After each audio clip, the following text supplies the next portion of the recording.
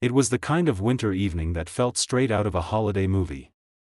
Snowflakes drifted gently down from the night sky, dusting the ground in a perfect white layer. The air was crisp, but inside the Johnson family home, the warmth of the Christmas lights and the sounds of laughter filled the rooms. It was a time for celebration, a time for family, and a time to gather with those closest to you. For the Johnson family, Christmas was a cherished occasion. The tree stood tall in the living room, adorned with ornaments collected over the years, each one telling a story.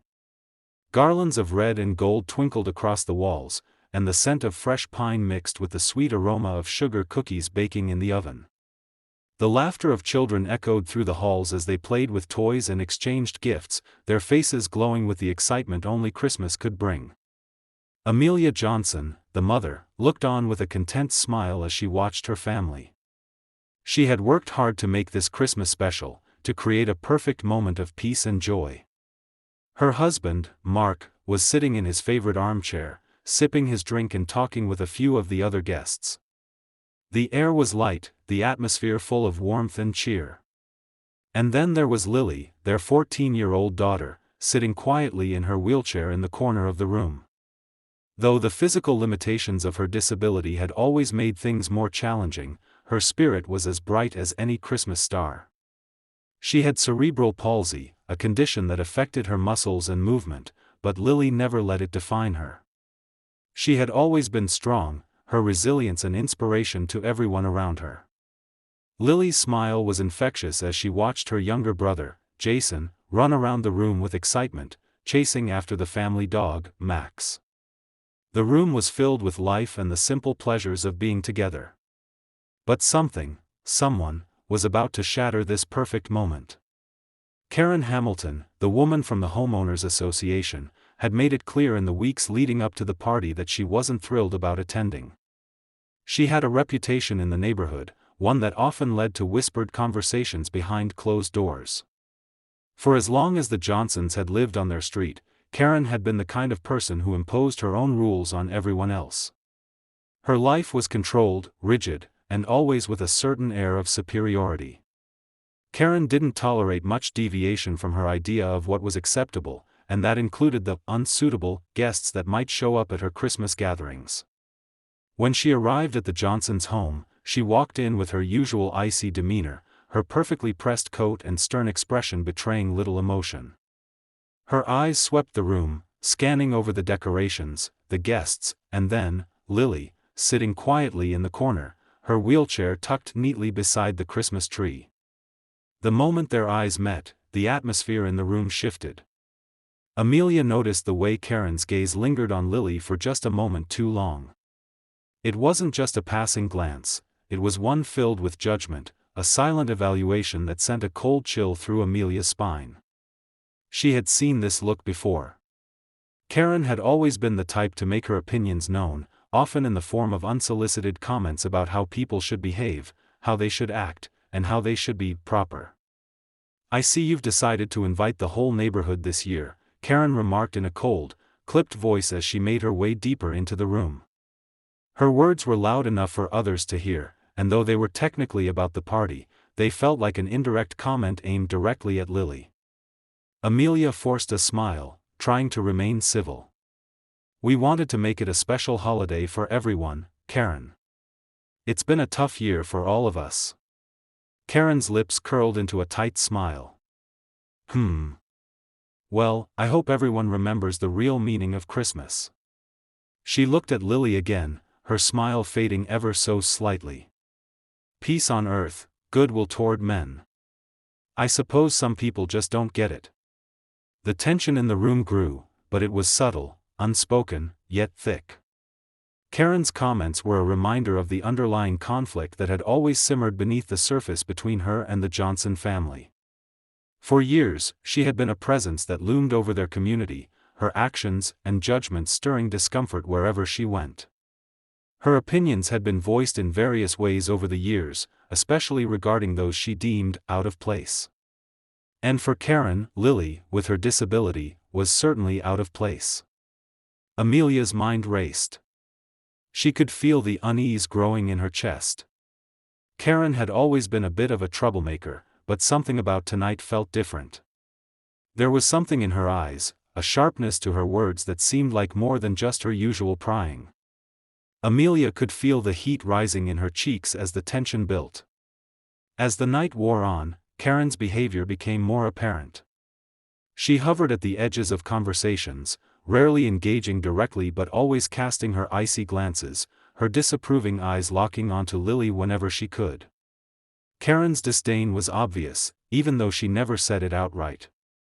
She subtly made the atmosphere uncomfortable, making it clear that her idea of a perfect Christmas did not include the Johnsons' family dynamic or Lily's presence. But the family was determined not to let her ruin the night. Mark did his best to keep the conversation light, trying to steer the group away from awkward silences. Amelia, ever the diplomat, kept her calm, doing her best to make everyone feel welcome. Even Lily, though aware of the subtle tensions around her, tried to smile and enjoy the party, chatting with her brother and the few guests who weren't put off by Karen's icy presence. Yet, despite their best efforts, the undercurrent of tension continued to build. With every passing moment, Karen's disapproval seemed to grow, as though she was simmering under the surface, waiting for the right moment to boil over. The family couldn't shake the feeling that something was about to snap. They just didn't know when or how. But they didn't know Karen like they thought they did. They couldn't predict just how far she would go to maintain her warped sense of control over the holiday. And tonight, her outburst would come in the most unexpected way. As the clock struck closer to midnight, the tension was at its peak. Amelia, Mark, and Lily had no idea that the perfect holiday evening they had hoped for was about to be shattered forever. The moment of conflict was imminent, one that would change everything.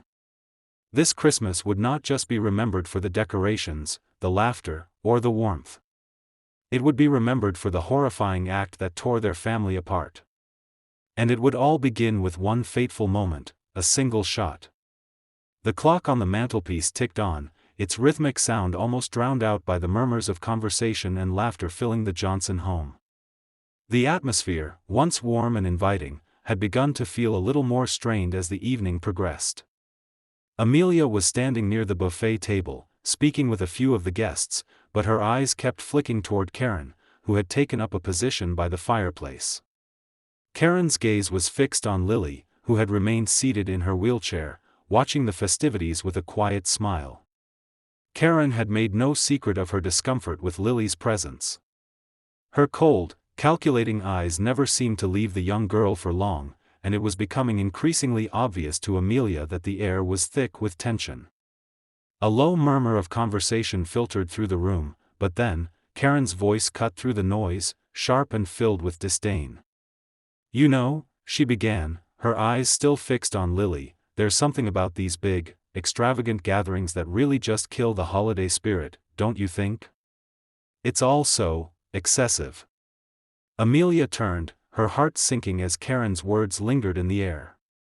There was something about the way Karen was speaking, almost as though she were addressing everyone in the room, but it was clear her comments were meant for Lily, who was sitting quietly, completely unaware of the storm that was brewing. "It's Christmas," Karen continued, her voice a little louder now, "and some people just don't understand what it's truly about. It's supposed to be a time for peace and goodwill, not a time to be selfish and make a scene." Amelia's stomach churned as she watched Karen's eyes flick back to Lily. The subtle jab was unmissable. Lily shifted uncomfortably in her chair, her hands gripping the arms of her wheelchair a little tighter. She had always been sensitive to the way people looked at her, and Karen's judgment was particularly hard to ignore. "Mom?" Lily spoke quietly, her voice trembling ever so slightly. "Is everything okay?" Amelia's eyes softened, but she forced a smile to reassure her daughter.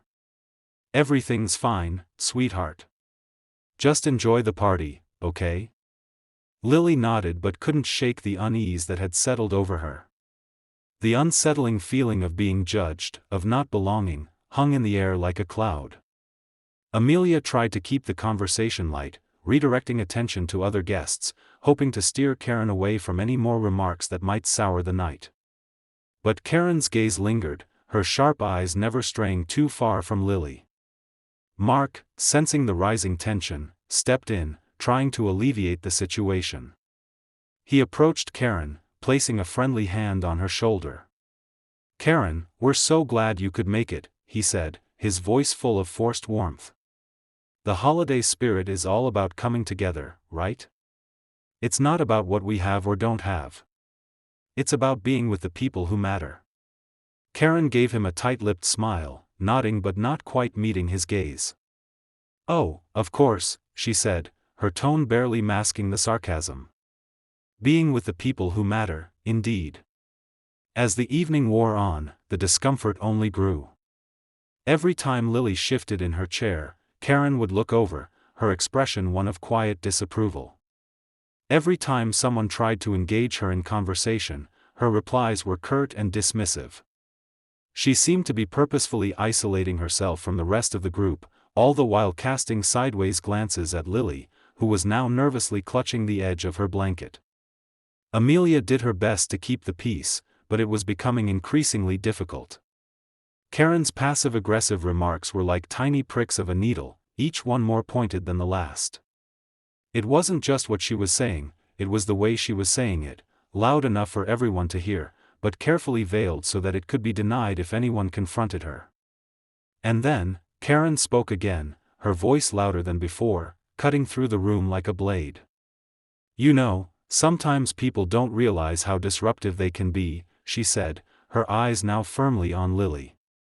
"The noise, the chaos, it really ruins the atmosphere for those who truly appreciate peace and quiet. Maybe some people just don't understand what it means to respect others." This time, Lily could feel her face flush with embarrassment, but she said nothing. She had dealt with Karen's subtle hostility before, at neighborhood meetings, at other social events, but tonight it felt different. More personal. She couldn't understand why Karen was so angry with her, why she was being made to feel like an intruder in her own home, in her own family's celebration. Mark, who had been sitting nearby, finally stood up, his patience wearing thin. He took a deep breath, ready to defuse the situation once and for all. "Karen, that's enough. There's no reason to speak like that. Lily's just as much a part of this family as anyone else. We don't need your comments." Karen turned sharply, her eyes narrowing. "Oh, I'm sorry," she said with mock sincerity, "was I disturbing the holiday cheer? I didn't realize we were all supposed to walk around pretending that everything's perfect." Amelia's heart raced as she watched the interaction. She could see the situation spiraling out of control. Mark and Karen had always butted heads in the past, but tonight it felt different. It was as if Karen was baiting them, trying to provoke a response. And she was succeeding.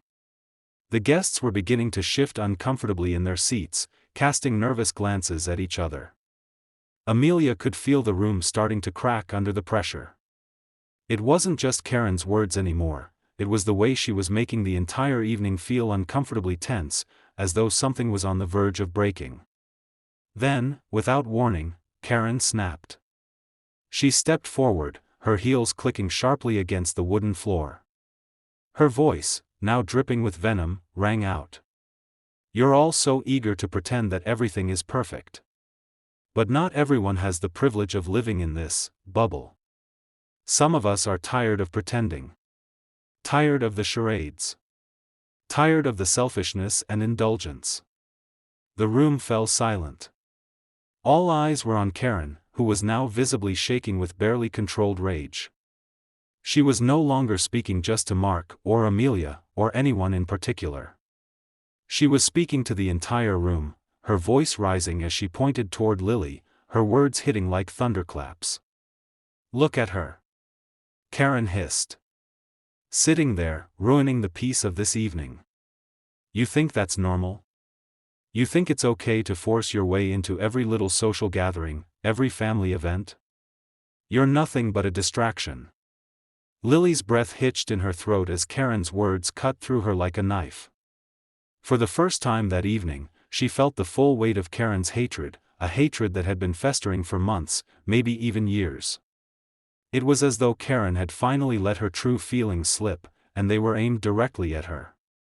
Amelia rushed to her daughter's side, but Mark was already standing between them and Karen, his face hardening. "That's it," Mark said, his voice cold and firm. "Get out. Right now."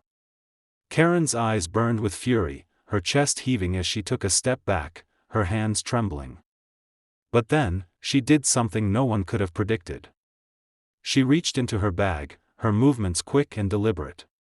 There was a moment of pure silence, the kind that fills the space before a storm hits. And then, without any warning, the sharp sound of a gunshot rang out, shattering the peace of the Christmas party, sending everyone into chaos. Lily screamed. Amelia's heart stopped as she turned toward the source of the sound. Karen stood there, a look of crazed satisfaction in her eyes as she lowered the gun. It had all come to this. The moment the gunshot echoed through the house, it felt like time itself had stopped. The deafening crack of the gun was followed by the ringing silence that stretched on, stretching every second into eternity. The entire room froze, motionless, speechless, unsure of what had just happened. Amelia's body went numb. She barely registered the scream that tore from her throat. Her legs moved on their own, propelling her toward her daughter's side, but her mind was a blur, too shocked to understand what was happening. Lily sat there, her wheelchair turned slightly away from Karen. Her face had gone white, eyes wide, unable to comprehend the violence that had erupted in her midst. Blood began to pool around her legs as she slumped forward, her hand instinctively clutching her side where the bullet had struck. "No. No." Amelia's voice was barely a whisper, a frantic plea as she knelt beside her daughter. "Lily, baby, please, stay with me." Lily's breath was ragged, her hand trembling as she touched the wound, trying to understand what was happening to her body. The shock of it all was setting in. She blinked rapidly, but the blood kept flowing, red, dark, terrifying, spilling onto the floor in sickening pools. Karen stood across the room, the gun still in her shaking hands. Her face, once sharp with anger, now wore an expression of cold detachment, as though she had just committed an act of necessity rather than violence. Her eyes glinted, wild and calculating, as if she were watching a play unfold, detached from the chaos she had unleashed. The entire house was in chaos. People screamed, rushed to grab their phones, and ran to help, but no one knew what to do. Mark was the first to snap out of his shock. He rushed to his daughter's side, pushing Amelia aside, trying to assess the damage. His hands fumbled, his breath coming in desperate gasps as he tried to stop the bleeding. "Call an ambulance," someone shouted from across the room, but the words seemed distant, as if they were coming from another world. Amelia had no words left. Her gaze remained fixed on Lily, whose chest heaved with every shallow breath. "Don't leave me, baby. Don't you dare leave me," she whispered, her voice cracking. Jason, their younger son, stood in the doorway, frozen, his face ashen. He couldn't move, couldn't speak. His sister, his beloved sister, was dying in front of him, and there was nothing he could do. Then, the police arrived, sirens blaring, flashing lights piercing through the house's windows, cutting through the confusion. Amelia didn't know how long it had been since the gunshot, but it felt like an eternity. By the time the paramedics rushed in, Lily was barely conscious, her hands still clutching her side, her eyelids fluttering as she struggled to stay awake. They lifted her from the chair, securing her onto a stretcher. The coldness of their hands, the sterile smell of medical equipment, only added to the horror of the situation. Every second felt like an eternity, each movement a reminder of the reality they were facing. This was no longer a holiday party, no longer a joyful celebration. It was a tragedy that had unfolded in the blink of an eye. The ambulance sped away, lights flashing in the night, the faint sounds of the siren growing distant as Amelia sat in the back, holding on to her daughter's cold, limp hand. She couldn't breathe, couldn't think. Her mind kept replaying the moment when Karen had raised the gun, when the shot had echoed through the house. It was impossible. It couldn't be real. Mark was beside her, equally silent, his eyes vacant as he stared at the floor. Jason, still standing in the hallway, had collapsed onto the nearest chair, his hands buried in his face, shaking uncontrollably.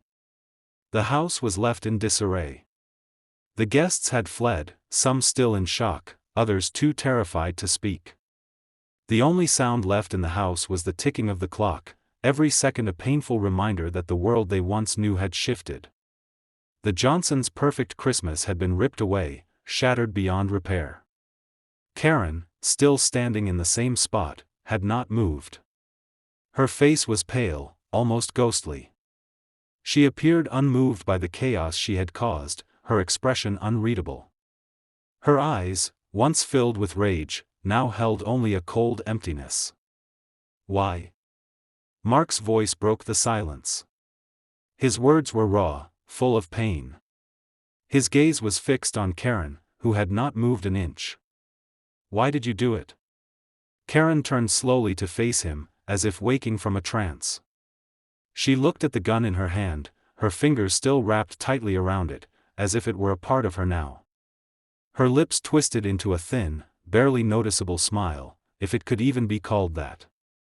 "I did it for peace," she said, her voice eerily calm, as though she were simply explaining something trivial, like the weather. "You've ruined everything, all of you. I had to make it stop." Mark stepped forward, his fists clenched. "You shot my daughter." His voice was thick with fury and grief. "How could you say that? What kind of person does that?" But Karen didn't flinch. She simply stared at him with a look of cold detachment. She was ruining everything. All of this chaos. It had to stop. I had no choice. Amelia, who had been silent until now, finally found her voice. "You had no right. You've ruined our lives, Karen. You've taken everything from us. And for what? To prove a point?"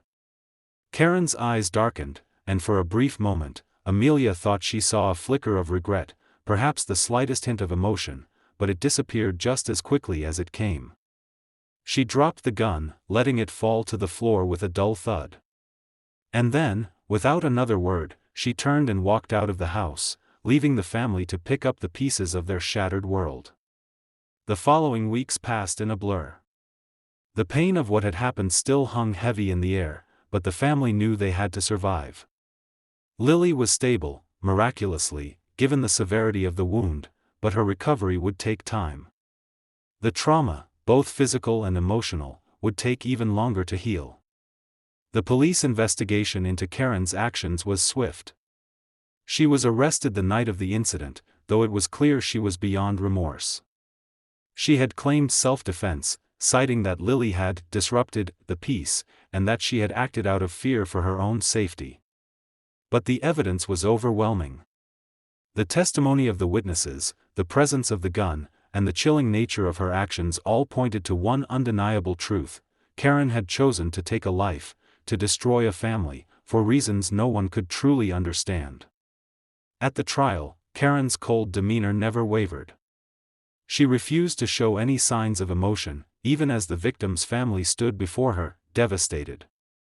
The prosecution painted her as a woman with a deep sense of entitlement and a complete disregard for the lives of others. The defense, however, continued to argue that Karen had been pushed to the edge by the perceived threat Lily posed. In the end, the jury found Karen guilty of attempted murder. She was sentenced to life in prison, a small measure of justice for the pain she had caused. But no sentence, no punishment, could undo the damage she had inflicted upon the Johnson family. As for the family, their journey was far from over. Lily's recovery was slow and painful, but she was surrounded by love from her parents, her brother, and the community who rallied behind them. They had been broken, yes, but they were not defeated. The tragedy of that night would stay with them forever, but they were learning to move forward, together, as a family. And though justice had been served, the scars left by Karen's violence would take time to heal. But one thing was certain: they would never forget what happened. and they would never let it define them. The Johnson family's Christmas had been stolen from them, but they were determined to rebuild. They had suffered, yes, but they had also learned the value of resilience, the strength of love, and the importance of standing together in the face of unimaginable loss. They had fought for their family, and, in the end, that was the only thing that mattered. In the months that followed the shooting, the Johnson family struggled to pick up the pieces of their broken lives. They faced long, painful days in hospital rooms, nights filled with sleepless worries, and the overwhelming burden of trying to heal from an unimaginable act of violence. Lily's physical recovery was slow, and though the doctors were hopeful, the emotional scars were deeper and harder to treat. But in the face of tragedy, the Johnsons discovered a strength they never knew they had. They leaned on each other, finding solace in their love and in the support of friends and family who had rallied behind them. They weren't just a family anymore, they were survivors, forever changed by the events of that fateful Christmas night. As for Karen, her fate was sealed. She was locked away, sentenced for the crime she had committed, but no amount of punishment could bring back the innocence lost or undo the harm she had caused. Her actions were driven by something far darker than anyone had anticipated, an obsessive need for control and an inability to understand the human cost of her actions. The real tragedy wasn't just that Lily was shot. It was that Karen's warped sense of justice had destroyed an entire family. She had taken their peace, their sense of security, and their joy. But in doing so, she had also shown the world the depths of cruelty that some people are capable of when their worldview is clouded by anger and entitlement. As the Johnsons began to rebuild, they found a renewed sense of purpose. They would never forget that night, but they would no longer let it define them. The journey ahead wasn't easy, and the road to healing was long. But they had each other, and that was enough to keep moving forward. This story serves as a powerful reminder of the fragility of life, the dangers of unchecked hatred, and the importance of empathy. How far will some go to impose their own sense of right and wrong on others? The answer lies in the consequences of one woman's actions, and in the strength of those who refuse to be broken by them. As you reflect on this story, ask yourself, how do we prevent such tragedies from happening again? How can we become more mindful of the impact our actions have on those around us? Share your thoughts, your reflections, and remember that empathy is the key to a more just world.